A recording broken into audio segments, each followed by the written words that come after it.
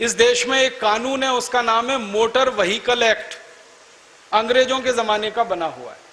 इस कानून में व्यवस्था क्या है, अगर आप किसी व्यक्ति को गाड़ी के नीचे कुचलकर मार डालो तो यह गैर इरादतन हत्या का मामला बनता है और इसमें 2 या 3 साल की ज्यादा से ज्यादा सजा होती है। और गाड़ी से उतरकर उसी आदमी को मार डालो तो इरादतन हत्या का आरोप लगता है और सजा 14 साल की होती है और फांसी लग जाती है।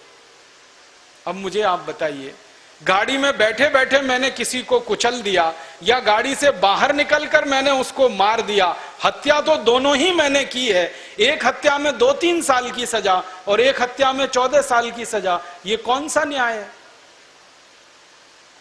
दुष्परिणाम जानते हैं क्या होता है? इस देश के बिगड़ैल बापों के बेटे जिनके पास बड़ी बड़ी लंबी लंबी गाड़ियां हैं, वो रात को अंधाधुंध शराब पीकर गाड़ियां चलाते हैं और उन गाड़ियों के नीचे गरीबों को कुचलकर मार डालते हैं। उनके खिलाफ अदालतों में जब आरोप तय होते हैं, मुकदमे के फैसले होते हैं, 2-3 साल की मुश्किल से सजा मिलती है और कई बार वो बाइज्जत बरी हो जाते हैं। एक केस अभी हमारे देश में ऐसा ही आया था।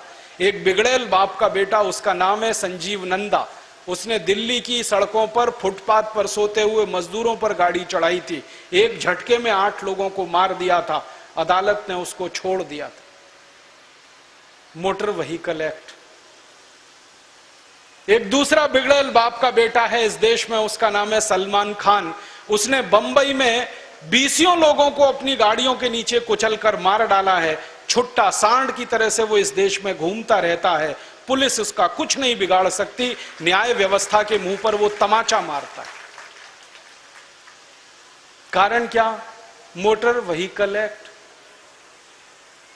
जब इस कानून का इतिहास जानने की मैंने कोशिश की तो पता चला अंग्रेजों ने यह कानून बनाया था अपने लिए, क्योंकि अंग्रेज मोटरें चलाया करते थे, गाड़ियां उन्हीं के पास हुआ करती थी और अक्सर उनकी मोटर के नीचे आके भारतवासी कुचलकर मर जाया करते थे।